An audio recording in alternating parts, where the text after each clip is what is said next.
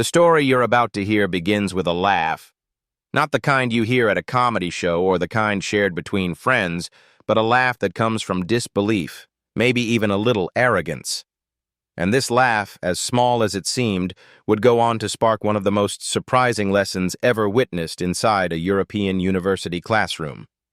It began with a professor, brilliant, respected, and known for being extremely strict when it came to grammar. He taught comparative linguistics, a subject most people find confusing, but to him, it was life. He had studied classical languages, old manuscripts, and rare dialects. He had traveled to different countries to understand the evolution of grammar systems. Many admired him for it. But one thing he had never studied deeply was Filipino grammar. One day, during a lecture on language structure, he made a passing comment that would ignite everything.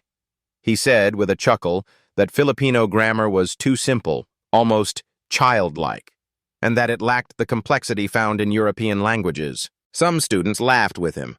A few didn't. But sitting quietly in the room were 3 Filipino exchange students.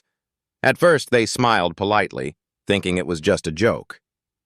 But as the professor continued, the laughter changed into something else, something that felt like belittling. He said that Filipino sentences were too easy to form, that Filipino words didn't follow real linguistic sophistication, and that it was a language good for daily use, but not for academic depth. One of the Filipino students, named Lyra, finally raised her hand. She asked, "Sir, have you ever studied Filipino grammar in detail?" The professor smiled again, the same amused smile. "I didn't need to," he answered. "It's simple. Anyone can learn it in a week." Some students glanced at one another.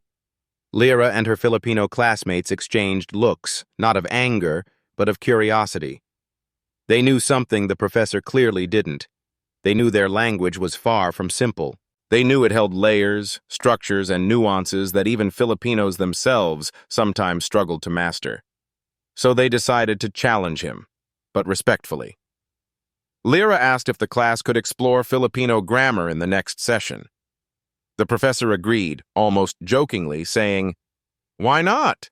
Let's see how complicated it can really get." Little did he know the entire class was about to learn something unforgettable. When the next session came, the Filipino students didn't arrive empty-handed. They brought examples, charts, and real linguistic patterns. They even prepared sentences that demonstrated how Filipino uses focus systems, a grammatical structure that doesn't exist in most European languages. Something so unique, even linguists struggle to fully explain it. The professor looked intrigued but still unconvinced. So Lyra began with a simple sentence. "Kumain ang bata." The child ate. Then she changed one word, shifting the focus of the sentence entirely. "Kinain ng bata ang mansanas." The apple was eaten by the child. Then she changed it again. "Kumakain pa lang ang bata." The child is just about to eat. Then another. "Kakakain lang ng bata." The child has just finished eating. She used the same root word, kain, but the meaning transformed depending on the focus, aspect, and affixes. The professor blinked. He leaned forward. He asked her to repeat it slowly. Then Lyra introduced verb focus, actor focus, object focus, location focus, beneficiary focus. She explained how Filipino verbs change forms to highlight different parts of a sentence, something far more flexible and complex than the structure of most Western languages. Then her friend Miguel explained aspect, which is different from tense. Filipino doesn't use past, present, future in the same way English does. Instead, it focuses on whether the action is complete, ongoing, or about to happen. Then the third student, Anna, presented reduplication, linkers, particles, and affixation patterns that allow one root word to form dozens of meanings. The professor slowly stopped smiling. He asked questions. He took notes. He asked them to write sample sentences on the board, and before long the entire class was trying to form Filipino sentences. Many of them were amazed at how one syllable added to a word could transform the entire meaning.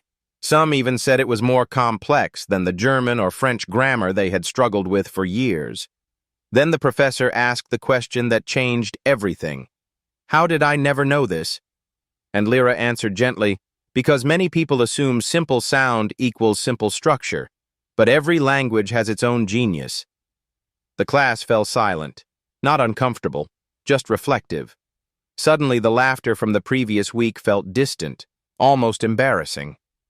The professor stood up, walked to the board, and said something no one expected. I was wrong. The room froze.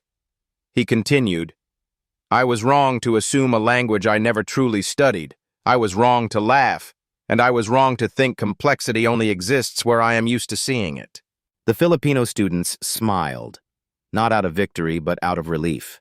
Their language had finally been seen for what it really was, rich, intricate, and deeply intelligent. And then, something beautiful happened.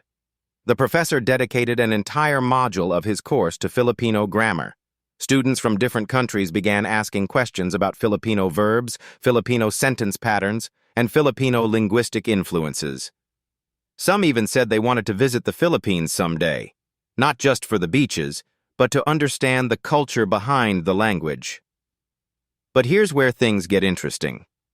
The professor began researching on his own and discovered Filipino had influences from Malay, Sanskrit, Spanish, Chinese, English, and Arabic. It wasn't simple. It was a hybrid of histories, shaped by centuries of cultural exchange. He realized Filipino was one of the few languages with an intact focus system. He learned that Filipino grammar had evolved in ways European languages hadn't, and he admitted that it was one of the most dynamic languages he had ever encountered. He eventually wrote a small paper about it, acknowledging the contribution of his Filipino students.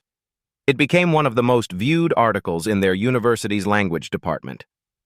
Now here's a question for you. Why do you think some people underestimate languages they aren't familiar with?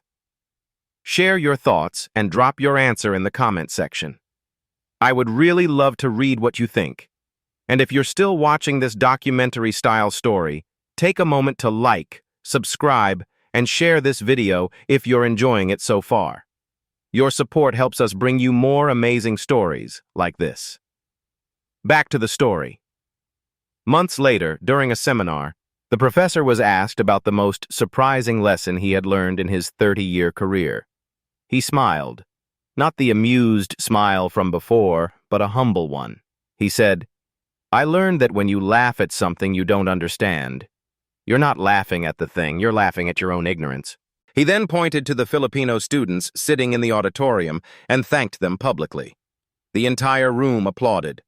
One of the students later said that moment made all the homesickness, the stress, and the pressure of studying abroad worth it. They had not just defended their language, they had taught the entire class to value something deeper: respect. Before we end this story, here's something to think about. Which language do you think is the most underestimated in the world? Tell us your answer in the comments. Your opinion might surprise others. And if you found this story inspiring, don't forget to like, subscribe, and share this video for more amazing content. Stories like this remind us that knowledge is everywhere, and sometimes the most powerful lessons come from the most unexpected places. What lesson did you learn from this story? Drop your thoughts in the comment section.